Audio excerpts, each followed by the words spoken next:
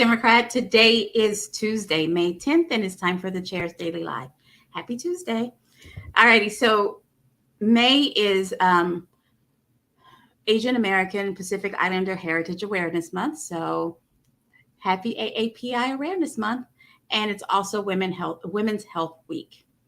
I can't really say Happy Women's Health Week because I live in Oklahoma, where women's health outcomes put us in the bottom 10, where maternal mortality rate bottom 10, where women's uninsured women top 10.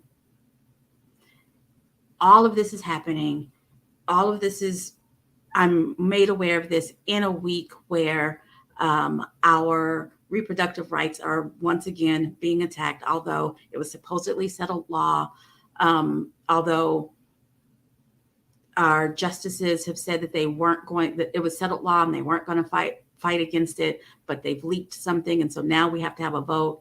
And it's just shameful that our reproductive rights get so much attention in an election year, while women remain uninsured, while women continue to die in childbirth, while our health care outcomes in Oklahoma are in the bottom 10, regardless of what your governor will tell you, because he'll tell you that everything's honky-dory, but he's not a woman. All righty. So there's that. So that's all the more reason why I feel it's important that I remind you that we are 49 days, exactly 7 weeks from the primary elections on June 28th. No time to dilly-dally, no time to be undecided. Go pick a candidate. Go out to okdemocrats.org/candidates. Research the candidates. We have their websites. If they have websites, their social media links. And if they've been on either My Live or the Hamilton Report, we have those videos out there so you can kind of get to know the candidates. Pick a candidate and support them now. Don't leave it to chance. Don't give up. The candidate who gets the most votes wins. That's it. So what we need to do is make sure that your candidate of choice gets the most votes. Pretty simple, right? So I am pretty darn consistent. I'm going to come on here. I'm going to beg you to help a candidate. I'm going to tell you why our governor is awful, and make sure that you understand it. That's what I do, right? So I don't like to talk about the governor. I know it looks like I do because I talk about him so much, but I think I need to tell you guys what he's doing. Our governor is also very consistent.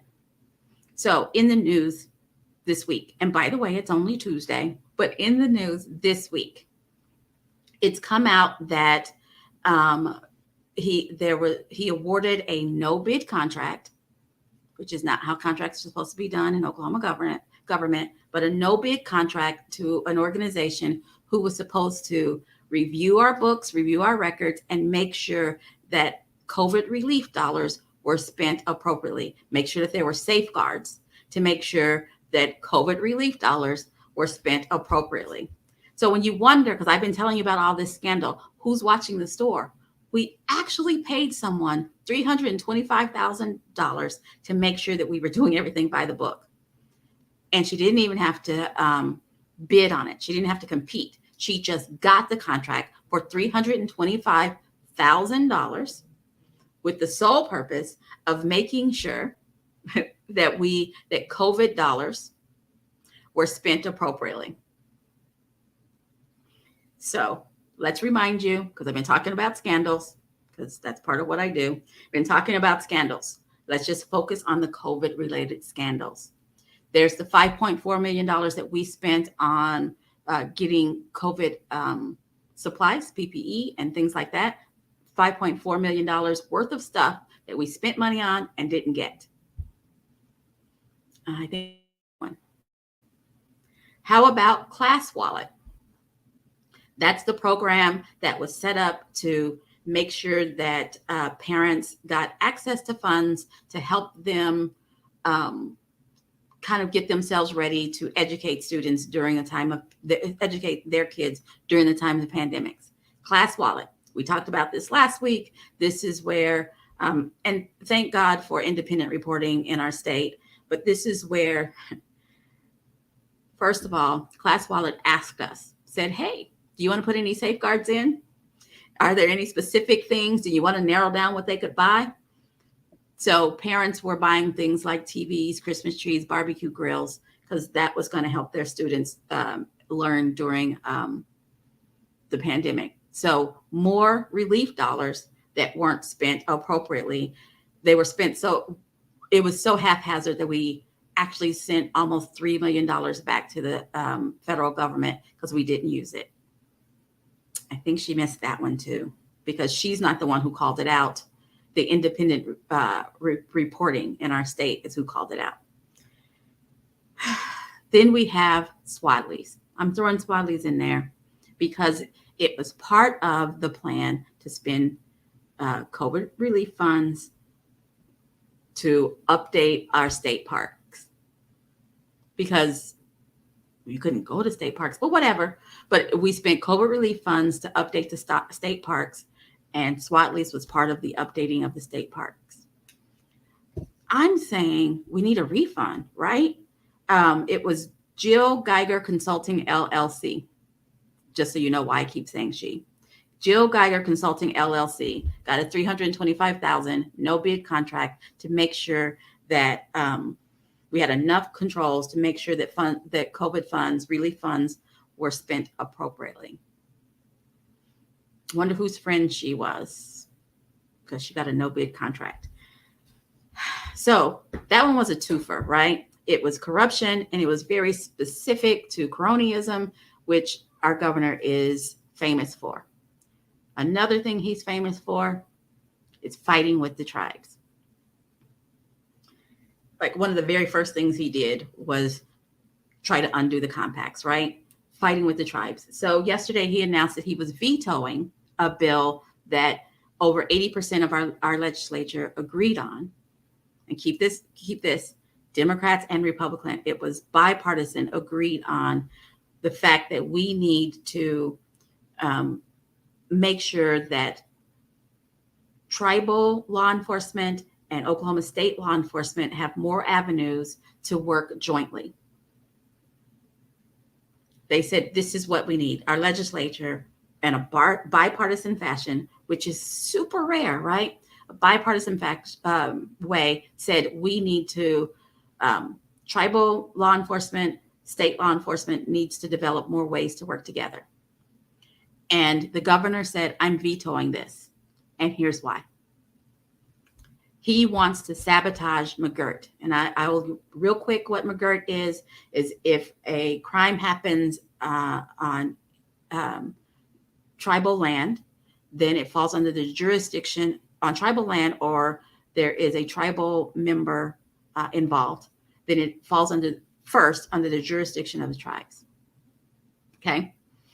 But the governor is trying to put out the word that what that means is that Native Americans aren't having to own up to the crimes that they've done. They're walking away free after doing crimes. It's not true. It's racist. It's misleading. It's dishonest. All of those things. But that's the narrative that the governor is pushing. That tribal members don't have to live under the same laws that we non-tribal members have to live under. It's gross in its racism. But that is what he's going all over the nation saying. And if you really wanted to make sure that the jurisdictions worked well together, and that tribal citizens had to pay for their crimes, and that crimes on tribal land got tried, you would make sure that we could work together. You wouldn't veto a bipartisan bill that sets it up so that we could work together. But his base, or he believes his base, wants to hear that tribes are getting special treatment and that he's going to fight the special treatment. And so he's sabotaging it to make sure that it doesn't work so that he can go back on Fox News and say that it doesn't work, because that's what he's doing. I've seen him. He's on Fox News saying that it doesn't work. If it actually worked, maybe they wouldn't invite him back to Fox. So our governor is consistent. He's out there, doesn't believe in transparency, doesn't believe that we need to know what he's doing, and he's fighting with the tribes.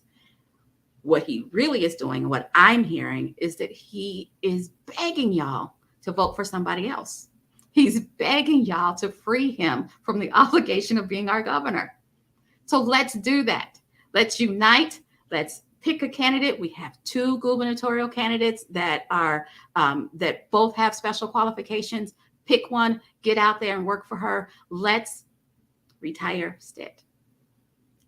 I was coming to it. Let's retire Stitt, because he's begging for it. He's begging us. He's saying, I don't want to do this job. I keep doing it so badly. Maybe y'all will fire me. Let's do it. Let's fire Stitt. Pick a candidate. OKDemocrats.org/candidates. Pick a candidate and support them with your time, energy, effort, and dollars. Thanks for joining me. Somebody will be back here tomorrow at 4:15. You guys have a great one.